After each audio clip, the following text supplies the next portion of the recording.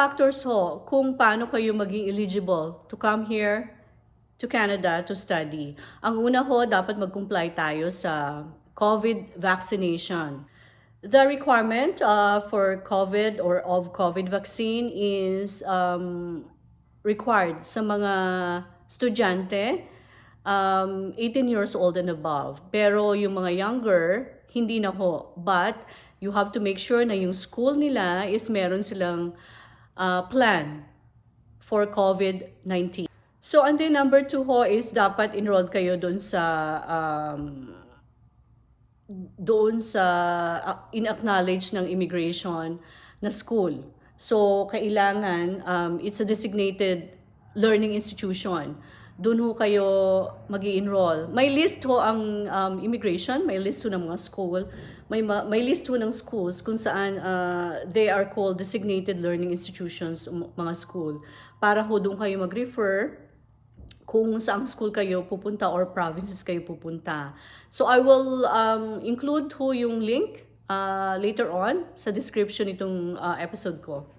And then yung number 3 ho is dapat syempre meron kayong funds. Unless na meron kayong family member na gustong tumulong dito sa Canada sa inyo. Na they can help you with your housing, magpo-provide sa inyo ng housing, and then of course help you with your food and clothing. Syempre tayo mga Pilipino talagang malalim ang pinaghuhugutan natin. 'Di ba? Matulungin kasi tayo sa family natin. So, you know, most of the student here, international student, karamihan mga Filipino. So, doon ho natin makikita na talagang, you know, we are willing to help our families para din humabago yung buhay nila, na magkaroon din sila ng magandang future. And then ito, natural naman ho, kung nasa ibang lugar tayo, you know, we are foreigners. So, kailangan nating mag-abide sa law to maintain the peace and order dun sa lugar na pinuntahan natin. We're not expected to cause trouble, 'di ba? So, we have to follow what the law is saying us to do. Dapat ho healthy tayo na pupunta sa Canada kasi estudyante nga tayo. You know, we have to be strong and healthy mentally, physically, and emotionally. Minsan ho, nire-require nila yung medical exam. But minsan, hindi naman. So, it's probably random for immigration to require someone to go through medical exam. And itong number 6, kailangan hong i-prove ninyo doon sa officer, sa border officer na you are going to leave Canada once na yung study permit ninyo is nag-expire. Or kung may willing naman ho na mag-hire sa inyo as an employee, pwede din naman ho kayong mag-continue na magstay dito sa Canada as a work permit holder. Now, when you wish or when you want to continue to study, and then nag-expire na ho yung study permit ninyo, you have that option to extend your study permit within 90 days. So, ano ho ba ang mga requirements para makakuha kayo ng study permit?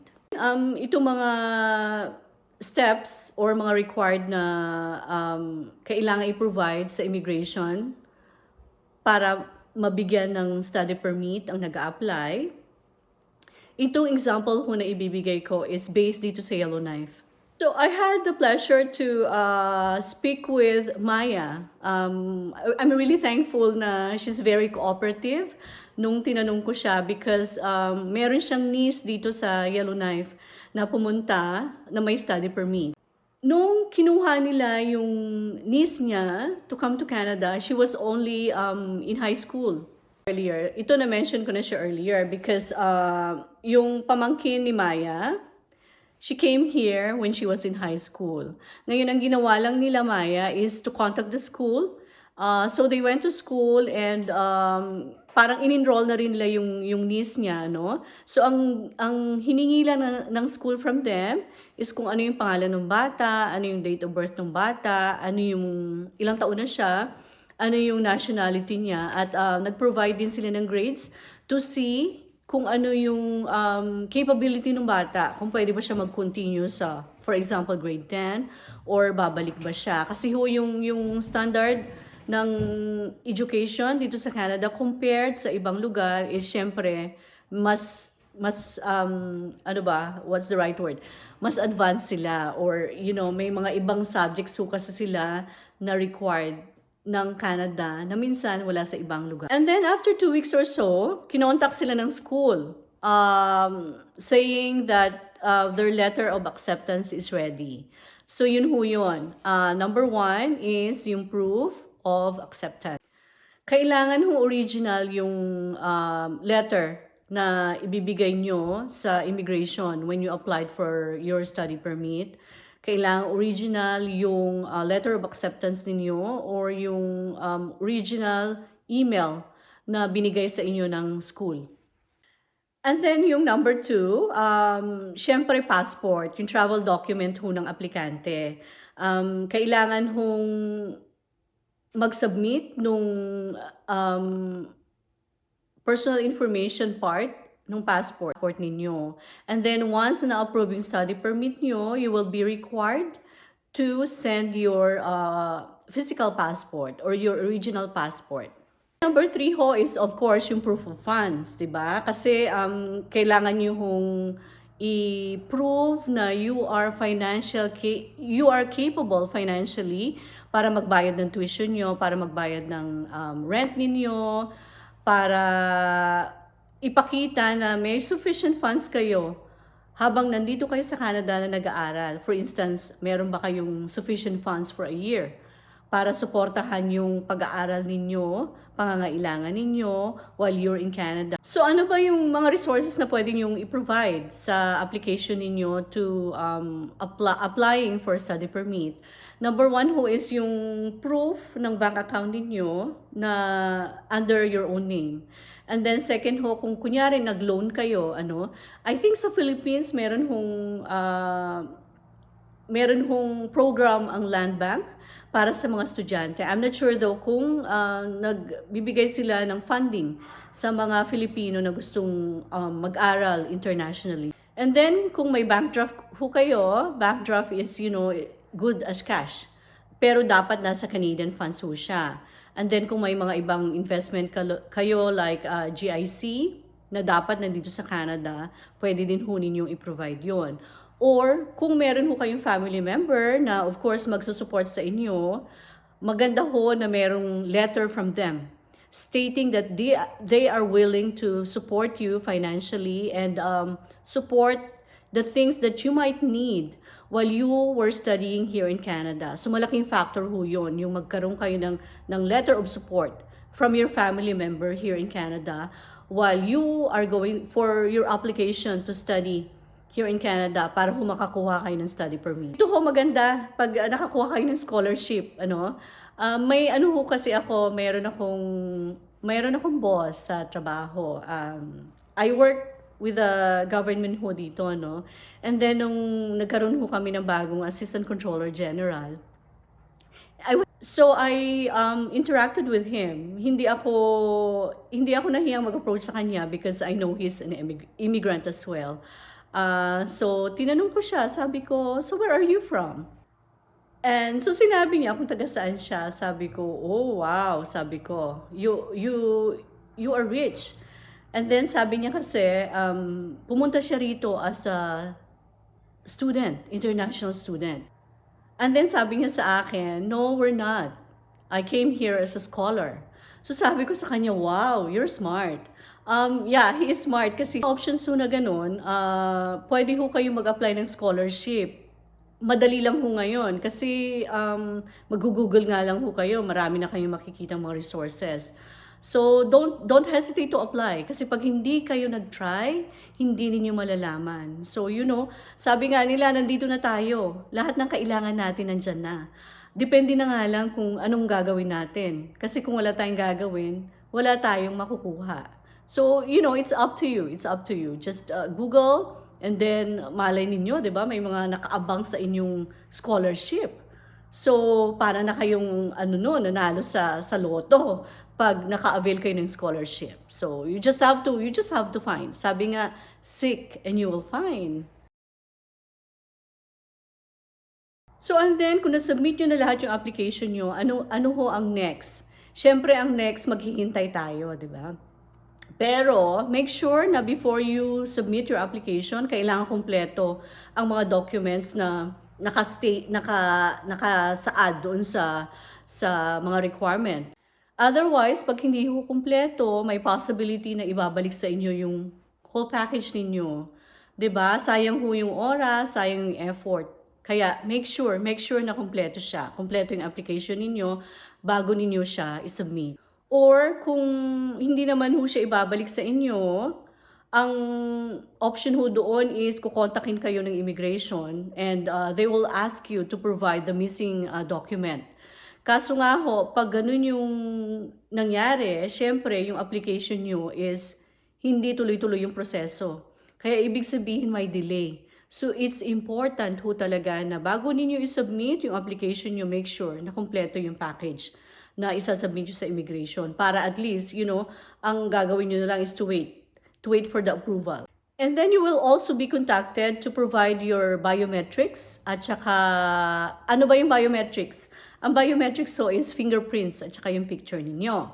So, papupuntahin ho kayo doon sa nearest immigration place to provide that personally. So, habang naghihintay ho ng result, kung ano yung outcome ng study permit application ninyo, maaari din ho kayong kontakin ng immigration for an interview. And then, pwede rin ho kayo kontakin to provide medical exam or to comply dun sa medical exam na i-require nila. At saka yung police certificate na pwede nilang i-require sa inyo. Yung requirement ho ng police certificate is magiging complicated kung marami kayong pinuntahang bansa. Like for instance, 1 year kayo sa Dubai, or 1 year kayo sa Singapore, or 1 year kayo sa Malaysia. Lahat ho yung lugar na pinuntahan ninyo na nagstay kayo for a year, i-require ho kayo, maaari kayong i-require na kumuha ng police certificate from those countries. And bago ho kayo pumunta dito sa Canada, make sure na lahat ng mga requirements ay nagawa nyo na, like yung COVID vaccination, and then ano ba yung mga documents na dapat yung i-present sa port of entry nyo. Like yung, of course, study permit ninyo. So, make those available right away para just in case na you have to interact with the officer, ready na siya. Pwede na siyang ipakita sa kanila. And then, meron ho ditong tinatawag na Arrive Canada. So, you will just have to go online at fill out ninyo yung form bago kayo makapasok dito sa Canada. Kailangan nyo ho siyang gawin. Arrive Can, you can either download sa cellphone ninyo, pwede nyo gawin sa laptop or sa desktop. Of course, hindi kayo makakapasok pag hindi nyo dala ang passport ninyo. So, kailangan make sure na, you have it handy. Handy na pwede nyo ibigay agad dun sa officer. Tapos, meron din dapat yung letter of introduction. Yun yung pinadala sa inyo ng immigration na approve kayo for a study permit. And then, dapat meron din ho kayong yung letter of acceptance, just in case na na-receive ninyo from the school na pupuntahan ninyo. And kailangan nyo din hong maging inform kung ano yung dapat ninyong gawin. Meron hong mga pre-departure tips and information ang Immigration Canada. So, ilalagay ko din ho yung link under my description din ng video ko. Just refer to that as well. So, habang nandito kayo sa Canada nag-aaral, syempre you have to comply on what your study permit is telling you to do. Depende kasi ang study permit ninyo, you're allowed here, kumbaga kung 1 year yung program ninyo or 2 years yung program ninyo, then 2 years din yung study permit ninyo. Or 2 years ang program ninyo, naka-attach ho yung effectivity ng study permit ninyo doon sa program ninyo. Pero meron ho kayong 90 days grace period kung ano ang dapat ninyong gawin if you want to extend your study permit or gusto nyong mag-work elsewhere, kailangan nyo mag-apply ng work permit. So ito ho yung additional information ko when I actually reach out to Maya regarding her niece nga na in-sponsor nila dito, or they are the custodian for their niece. Pumunta ho siya rito nung high school, na-accept siya sa high school. And then, nung nag-graduate ho siya sa high school, nag-enroll naman ho siya sa community college dito. Simple lang ho ang ginawa niya. Nag-email lang ho siya sa administration ng college, and she chose a program that is called Licensed Practical Nurse. Yung program na ho yun ay 2 years undertakings. Nasa second year na ho siya. Ngayon, kung mag-choose ho kayo ng program at very saleable or marketable yung program na pinipick ninyo, kailangan hong mag-reach out kayo agad doon sa university or sa college na pinili nyo para ho mag-get in kayo. Ang tuition ho niya for the first semester is 5,400, And when you do the math, kasi ho, trimesters ho dito. So, meron ho kaming fall, may winter, at spring semester. So, when we do the math ho, ang 1 year niya is 16,200. But when you compare that doon sa malalaking city na university degree ang kukunin ninyo, ang isang semester ho is 8,000 Canadian dollars. So, ang mga college international student ho dito are allowed to work. They're allowed to work 20 hours per week while they're in school. At unlimited naman ho pag yung wala silang school. So, ibig sabihin kahit magdalawang full-time job sila, just to get enough funds para dun sa i-enroll nila, then they can do that. Ang maganda ho din dito sa NWT, after 6 months nang dumating yung pamangkin ni Maya, pwede na ho siya nag-apply ng healthcare card niya, which is valid dun sa study permit niya for 2 years. Meaning, hindi ho sila kumuha ng health insurance niya. Study permit ho, it can be a pathway for you to become a permanent resident. O kaya, pwede ho kayong maging eligible kayo to work and have a work permit. And then from there, pwede rin ho kayong maging permanent resident if you chose to. So, keep an eye ho sa mga opportunity around you habang nandito kayo with a study permit. Kasi marami hong opportunity. And then, keep your network strong. Kasi ho, minsan, kung sino yung nakikilala natin, they can help us, pointing us to the right direction, just to have that opportunity for us. So again ho, advice ko for you to refer to the link below for the most accurate and updated information about study permit dito sa Canada.